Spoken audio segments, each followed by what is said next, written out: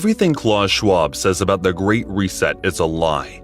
Elon Musk is trying once again to expose the truth and help us see through the falsehoods and dishonesties of the oligarchs in their attempt to change the world as we know it. But what is the Great Reset, and what does Elon Musk have to do with any of it?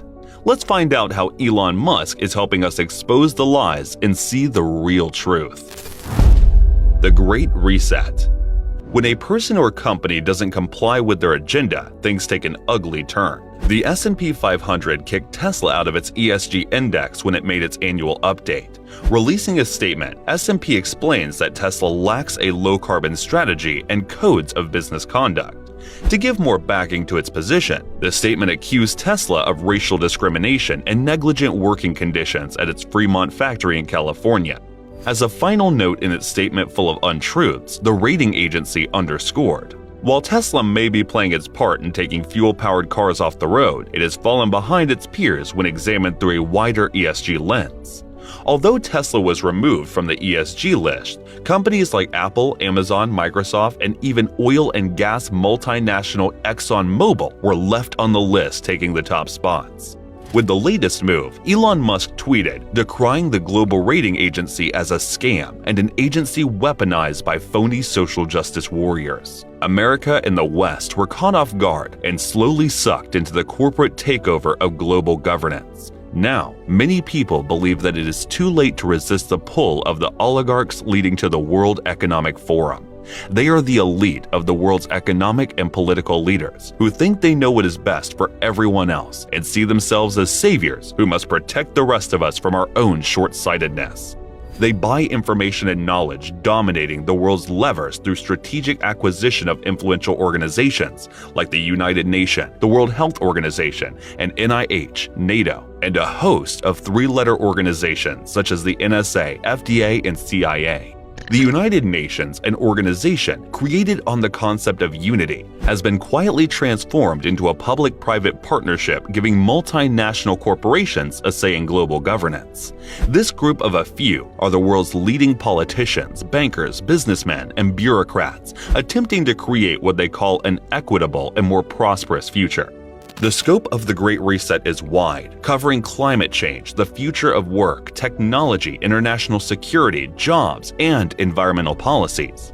In Schwab's work, the sovereign state has become obsolete and no longer sufficient for handling increasingly complex global crises. But their plan is a little light on key details and more sinister than you might think.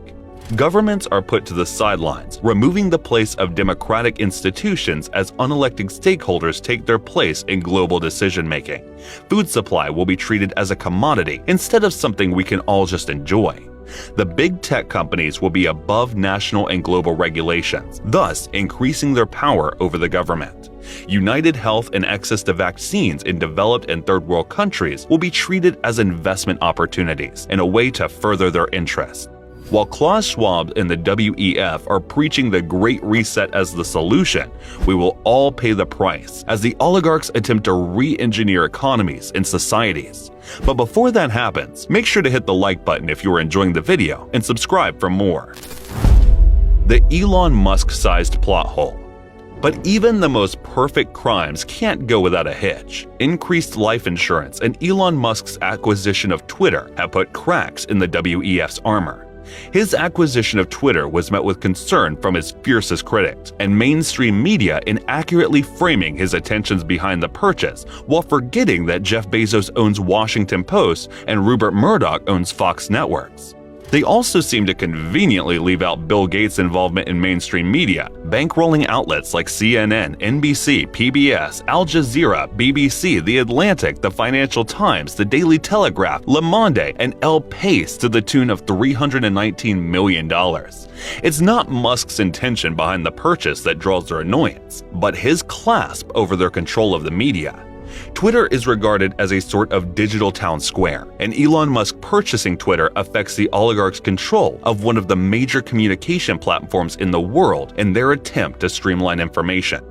With the acquisition, all the lies that have been covered up under layers of misinformation will be exposed as more people learn about the fabricated pandemic, their spreading influence and control in government, and the Great Reset. It is plain to see that Elon Musk has been exempted from the World Economic Forum Great Reset, as mainstream media tried to lump him in with the WEF extremists and sociopaths, but he is not.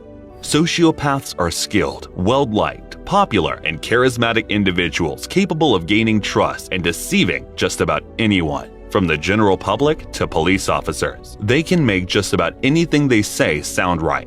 Like Justin Trudeau, Joe Biden, and Boris Johnson parroting the same Build Back Better talking points of the World Economic Forum.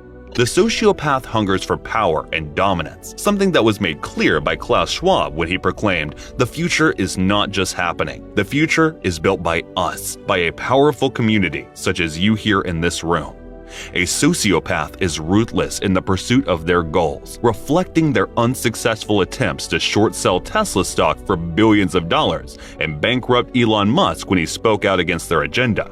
As someone who probably has Asperger's syndrome, it would be difficult for Musk to display any of those qualities. People with Asperger's tend to be socially awkward, making it challenging for them to perform well in social situations and become generally well-liked.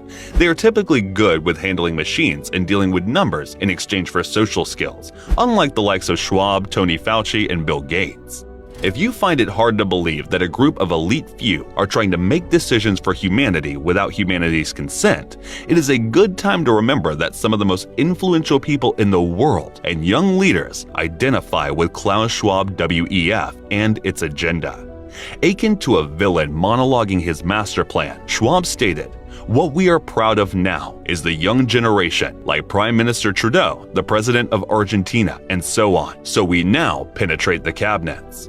Top-notch lawyers like Rainer Fulmich have gathered thousands of pieces of scientific evidence proving the crimes of Klaus Schwab and the WEF against humanity, but he still remains the leader of one of the most influential global organizations.